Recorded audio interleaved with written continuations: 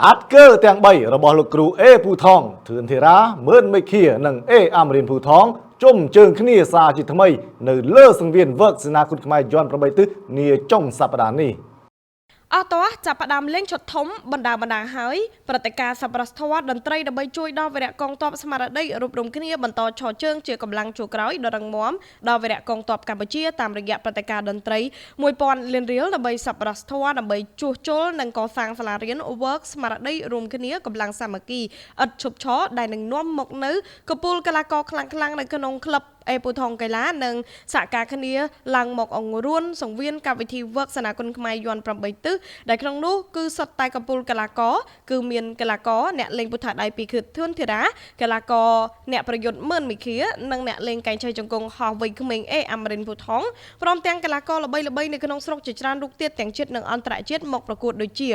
ក្នុងនោះមានការប្រកួតជម្រុះខ្សែក្រវ៉ាត់ IPCC គុណខ្មែរពូល A ជុំទី2ប្រភេទទម្ងន់60គីឡូក្រាមកីឡាករពេជ្រសុខានឹងត្រូវប៉ះជាមួយនឹងមុនបណ្ឌិតសប្តាហ៍នេះហើយសុតសុខឹមវិញនឹងត្រូវជួបជាមួយកីឡាករអ៊ុនស៊ីនួនគូមិត្តភាពអន្តរជាតិគុណខ្មែរវិញផានិតគុណខ្មែរនឹងត្រូវឡើងតតាំងជាមួយនឹងជើងខ្លាំងអេស្ប៉ាញដែលមិនធ្លាប់មានគឺ Gonzalo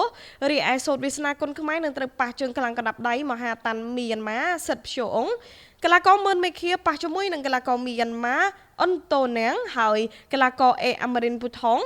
នឹងត្រូវប៉ះជាមួយនឹងអូបេគីស្ថានដូចគ្នាកីឡាករការ៉េមើចាហ្វាហើយការប្រកួតគូឯកចុងក្រោយនោះគឺអ្នកលេងពូថៅដៃពីឃាតធឿនធីរ៉ានឹងមកប្រណាំងប្រជែងកណ្ដាប់ដៃជាមួយនឹងកីឡាករជើងខ្លាំងអូបេគីស្ថានមួយរូបដូចគ្នាគឺអាលីការ៉េមយ៉ូនៅនៅថ្ងៃទី28ខែមីនាឆ្នាំ2026ចាប់ពីម៉ោង7យប់តទៅនៅភូមិអូវែងឃុំកាហែងស្រុកសំរោងតងខេត្តកំពង់ស្ពឺមិនតែប៉ុណ្ណោះក៏មាននៅការប្រគំតន្ត្រី Work Tour Concert នៅក្នុងថ្ងៃអាទិត្យទី29មីនា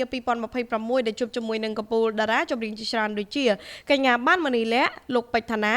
កញ្ញាឋានលឿនថងនិងលោកសដេសមកកលុកទីក្រុងហើយមានកញ្ញាតណារីតានិងលោកហានរីខតចូលរួមទស្សនាដោយសេរីនៅទីតាំងភូមិអូវែងឃុំតាហែងស្រុកសំរោងតងខេត្តកំពង់ស្ពឺហើយផ្សាយផ្ទាល់លើកញ្ចក់ទូរទស្សន៍ Thon Full HD TV និង Facebook Page Work Energy Drink